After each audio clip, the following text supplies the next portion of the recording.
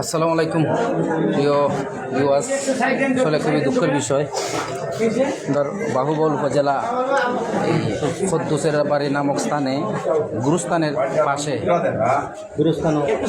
খেবা কাহারা একটি নবজাতক বাচ্চাকে ফেলে চলে গেছে। ওই এলাকার মানুষ যখন ওই বাচ্চার কান্না শুনতে পায় তখন ওই বাচ্চাটাকে নিয়ে হাসপাতালে নিয়ে আসে। বাচ্চাটাকে ওই ইঁদুর বা কোনো জাতীয় প্রাণী মাথার মাঝে এই দেখেন শিকার। হ্যাঁ, আমরা গ্রামের আমাদের বাহুবলে বাসা শিকা হই, ইঁদুরে শুকাই লইছে, এই যে মাথার মাঝে আঘাত আছে। এই হলো অবস্থা। আল্লাহ হেফাজত করুক বাচ্চাটারে। কবরস্থানের পাশেই ফালাই রাখা গেছে।